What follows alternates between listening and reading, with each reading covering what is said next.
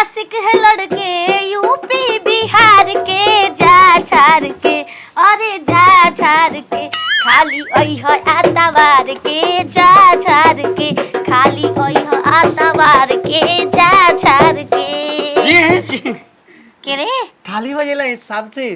आ हिलत के रहे ना दम खड़ा रही भोसरी वाला सीधा कर ए रानी रानी मैं तू राजा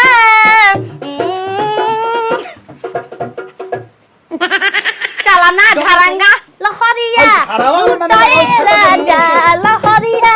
लूटोए राजा अरे मुहावा पर डाली के चदरिया लहरिया लूटोए राजा अरे चढ़ल बटे हमरो जवानिया लहरिया लूटोए राजा अरे धरया कवरिया में बड़ा मजा पहिबो उठावा से उठा तुझे तने सटइबो मस्ती में मन डोली खोली यार जब चली बटमिया बटमिया बटमिया खोलाए राजा बटमिया खोलाए राजा मुहावा पर डाली के चदरिया लहरिया लूटाए राजा अरे मुहा सुंदरी लोग बजाते नहीं ठीक ना होई कहावे यो बाबू ए बरा बोलै ना हाय का बाबा ए तू का जरो तो फतलुंगा लगे अरे किसान मां सट भोसड़ी के एकदम मुखियाइन के संग मत छोड़िए बिल्कुल बिल्कुल ना महाराज सुन घर से बाहर कहीं जाए मत दे ठीक ना राउरा देश प्रधानमंत्री के संदेश वीडियो बाबू संग मीटिंग में हम जात हम वीडियो बनैबो वीडियो बाबू ब्लॉक वाला वीडियो बाबू वीडियो साहब प्रखंड विकास पदाधिकारी महोदय पखरंद नत करे जा तू पखंडी मत बना बामल प्रखंड विकास पदाधिकारी महोदय हो दे सवनी निवेदन यह है कि मैं 2 दिन की छुट्टी के लिए पंटा जा रही हूँ घर से तू जइहा मत हम आवत तू कहाँ जाता ला तू का करे जइबा वीडियो बाबू के संग मीटिंग बा मिल ले हां का करे बैठक बा का को बैठ के का होयो जा कुछ रायगा भाई गली गली के विकास के बारे में बात हो गई बैठ के हाँ। पास कर जी टेंडर टेंडर हमार गोर लाग के जा हो जाई मेहरारू के गोड़ हम तू गोड़ लागले तू ए भोसरो हमरे की परस होई सब कुछ कृपा उहे उहे किपरा करा गो लाग ठीक बा कृपा पड़ा हम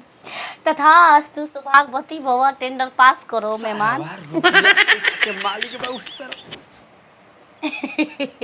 हम ना देखले के तरह से बात होता है अकेले में सोचो तो रही ना कि अब कौन गाना गावे मैं मुहिया हूँ जी बिल्कुल फरमाइश करी कुछ खियाए क्या हम कब बन गई मुहिया कब बनल हई 2000 कब में आप ओ नहीं तो 43 में मुखिया जी बानी करे मुखिया जी देखिए कृपा करी कि पूरा हमार कुल धन संपत्ति इज्जत बर्बाद हो गई कैसे आग लगा रही तो कौनो बात नहीं के हम सह लेती बात हमरा के बात मुखिया जी हां ऐसा बात बा कि हमार मेहरारू पट गइल बिया फंस गइल बिया दूसरा से हमारा आग के सोजा हाथ में हाथ डाल के चल देती है भोसड़ी उसकी उक्सनी होता औकात बहुत बढ़ गइल बा भैया शाम के 4 बजे भैया छिनरो हम जाएगा हमको ले चलो क्षेत्रीय का दिखा देंगे दंड प्रणाम सुन ले बानी कि रहुआ एकदम फैसला क्लियर करना मुखिया जी से थे कहा वही घर रफा चक्का उधर डेट पर डेट तारीख पर तारीख नहीं देता हमारी इज्जत रहुए हाथ में बा कहाँ बा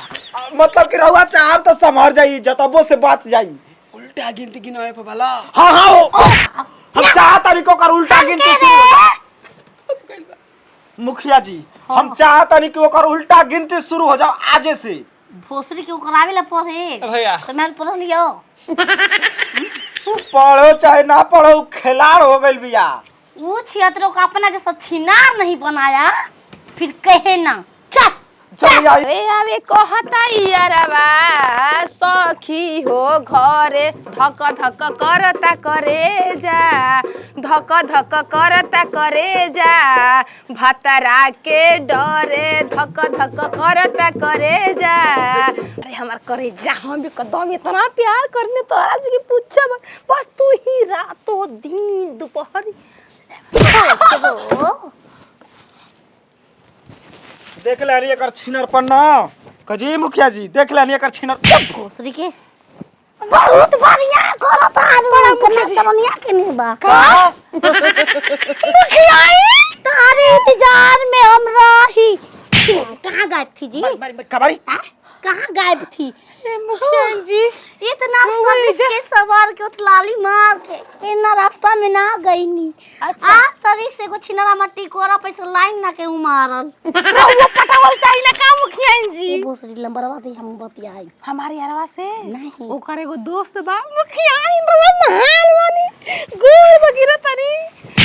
तकिए मत करा के ठीक कर दिया तू ए छिनार बिया बाकी रहू तो ओकरो से बड़ छिनार निकल रात गई तुम 10 में 15 दिन कहाँ रहते घर पर रहते घर में रही ना घर में आवरी और मुहनी में फुआ के चल गई हम हाँ तो पता ले लो रहेला लेकिन पी के नाते कुछ ना ये बा हम कबो कबो से छतवा वाला संगे गुपचुप हो जाला अच्छा जौन रहेला बनिहारवा एगो रहुआ घरे बाबा कहीं के सोचनी का निकल गइल का मुया छिंदर ना रखले हो ए मुखिया जी बताई आई इतना निमन मेहरारू के छोड़ के पी के एगो पर रहे त हम का करबे यार ना पटाई रहे बताई बलिया तो हम बतियाएगे हमारे यार से ना हम यारवा लगा दो फोन में कोनो के ए मारा साफ एकदम हुए हैं का जी कोनो ना कभी लगाओ ना हम पटा लेबो हो जा कन्या के चल के सुधार दे 2 मिनट में आई लव यू बोल देंगे कोई एगो हमार फेसबुक पे मैसेज करता है घरे रुक जाई करे भी लगावत तनी लगाओ ओ भतार बदल में तेरी नहीं खेला गत आ भतार तक पी के जाके मुखिया ओए लगा दे बनी हेलो हटे हटे हेलो मुखिया इन हमारा तोहरा बिना से जिया सुन लागता का ये ना सारा भेट ना भूट तले से जिया सुन लागता मेरा तोहरा बिगाड़ में डीपी देख देख के मैं होश उड़ गइल बा तर फोटो तो देख के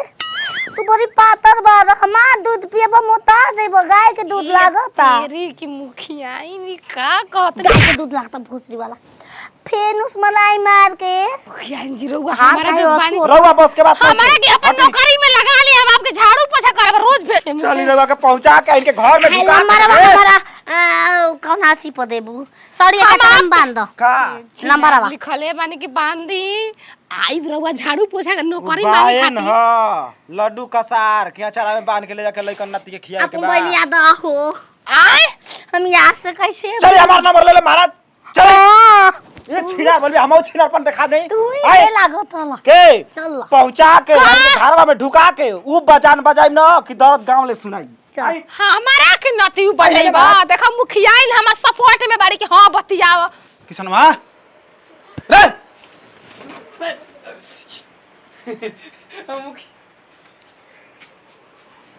ए जिगल छाता ले क्या करतल रे मुखिया जी कहां वाली मुखिया ई सरवा के भूत पकड़ लेलस का तो करे घरवा में बड़ी मुखिया ई मुखिया जी घरवा में कोई है नहीं खे रोकी हैं हे जब मुख ए महाराज देखिए नौकरी ये जो मुखिया न बली पगली के संगे रहत रह तू पगला गेल का हीरा ना मुखिया जी जाए तो तू घरे जा जितना तोरा के ठीक करावे में पैसा लगी मैं हम बहन कर दे देखिए साफ से बताइए मुखिया इन गई नहीं का यार पटा लेनी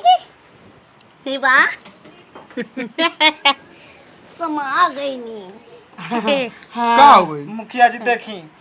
हमारे ने रउआ खातिर अच्छा। बाकी रउआ ना रहने यहाँ का रहने तो इनके पटा ले ले हो अरे हम काहे के पटाई हमार मेरा रू छिनार निकल गल बिया दूसरा यार से बतियाते हमरा आंख के सोजा हमरा आंख के सोजा हाथ धके चल देते टूप देना कने ओए फैसला करे के बा ए आंख कोई नेता ओकर नंबर मांगत नहीं फोन पे बतिया लगनिया कने तू हमरा से पट जा आ सुनी मुखिया जी हम बताओ त यहाँ कोई नहीं फैसला करे त कनिया कि हमारे जो परछाई बा छाता ओढ़े रही है ओढ़े नहीं छाता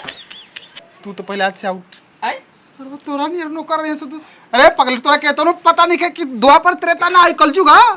मुखिया जी जोन कहत मन में न करो हट हट ए तर लुटा जी घर दुआ अरे तोरा के हम पैसा एनी मनी देब साहब। गांव में यही तरह पवार के आ दू चार गो फैसला कर देबू एकर मेहर दूसरा के पटौली बे तू के पटावे सुना पटाइम तो ओका से ओको शिकायत कर देम तुरंते वो छोड़ देही आ फिर खलास।